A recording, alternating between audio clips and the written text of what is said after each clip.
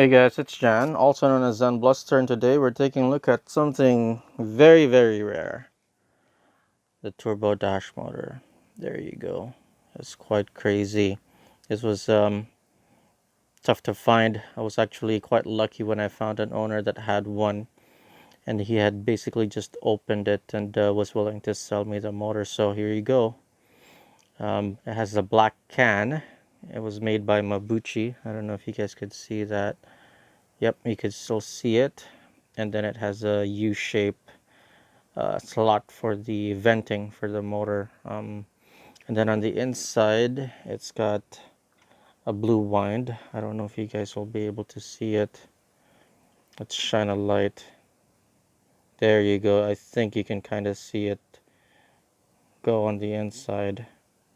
It has a blue wind instead of the higher RPM motors usually have like a red or like a regular like copper color or like a goldish color, but the unique thing about this one, it has is a blue wind on the inside. So we're gonna go and do a very mild break-in. I don't want to damage the motor because we're gonna go give it a little bit of power later when we're doing the test run.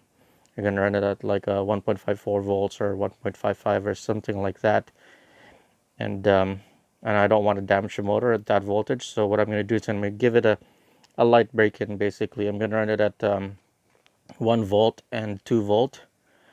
Basically 1 volt with the reverse polarity, and 1 volt again with regular polarity, and the same thing, we flip it back for 2 volts. So, and we're gonna do that for 5 minutes. So all right, we're gonna go ahead and cut to the start of that. Okay, so some additional information about this motor. It was released in 1994, and this is basically the brother to the Zen Tuned motor. The biggest difference with this and the Zen Tuned motor is the brushes. The brushes are actually much better on the Turbo Dash, so it lasts a lot longer. That's why it's a lot more valuable than the Zen Tuned, because a Zen Tuned can burn a lot more quickly. So because of the cheap brushes that it has. So like I said earlier, we're just gonna do like a mild break-in. We're gonna run this at 1 volt in reverse polarity, and the same thing for normal polarity. And what I'm doing is I'm just putting like a piece of tissue paper around the motor, around the can, because what I'm gonna do is I'm going to put this on my break-in rig from Enomoto. I'm just gonna put it in there, and then that keeps it from shaking too much. Basically, that eliminates a lot of the vibration, and that basically concentrates the rotation of the motor just on the motor itself, and that helps it basically break in a little bit better.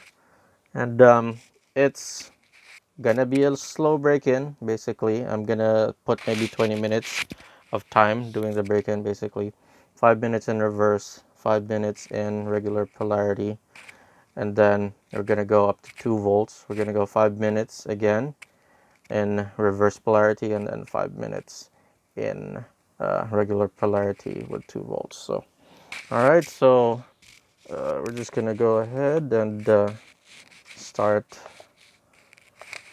set the time first, and then set it at the voltage. I'm not going to start it yet. I'm going to coat the outside with 91% alcohol, so that should help prevent the heat from rising too much onto the magnets, because that's what you don't want. You don't want the magnets to lose power, and that's mostly what we're doing here.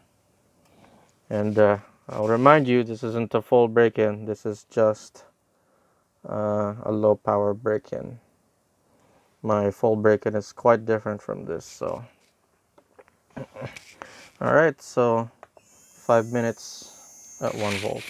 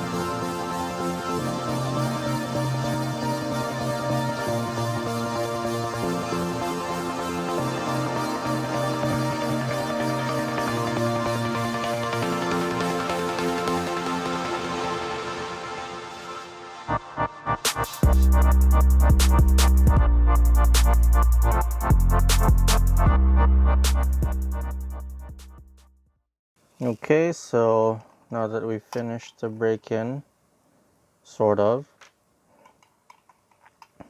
not completely broken in, but just enough so that it doesn't damage itself, we're gonna clean the motor in lighter fluid.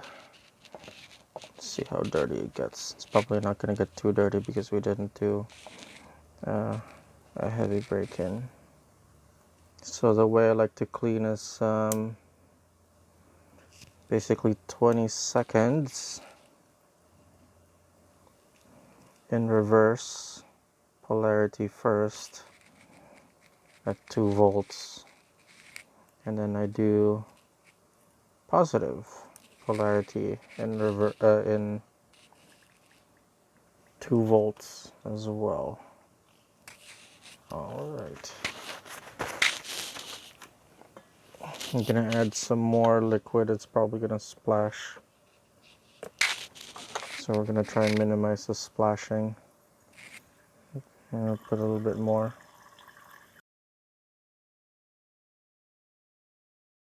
The jar is basically dark brown, so the break-in did take some of the carbon away out from the brushes, so it's actually quite a difference. All right, so let's close that up. You want to reuse that again at some point for other motor cleaning.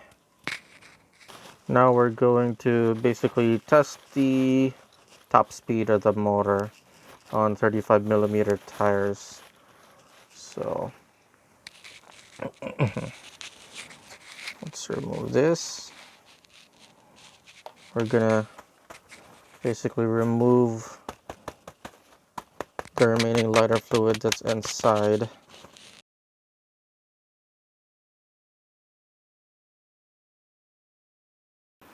Okay, so we've re-oiled it now. We're gonna go ahead and put it into the high-speed car. We're gonna try and charge to 1.55 volts, but we're gonna see where the charger is gonna let us charge.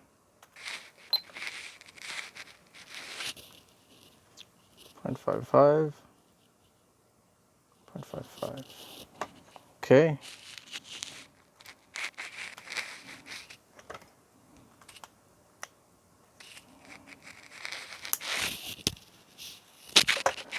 All right, let's see how fast it is.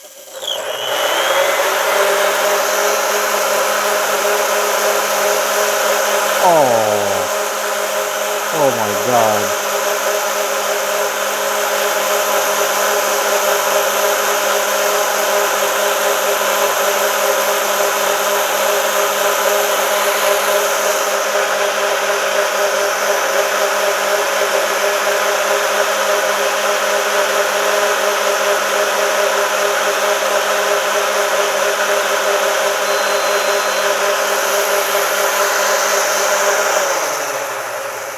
Woo!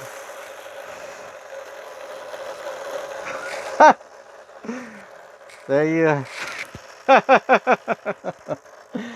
that's pretty good, actually. I am really surprised at that 54 kilometers per hour.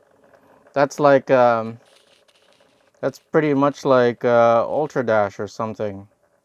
Yeah, wherein this isn't supposed to be as much of an what do you call it? As much of a top speed that Ultra Dash can give you, but that's pretty close. I mean, I actually haven't tested an Ultra Dash on this chassis in a while, but this is very different from the Zentune. The Zentune gave me 44 kilometers per hour, and that's a lot. That's a lot for a really old motor from 94. All right, guys, so you could even check it on YouTube. This is a reminder.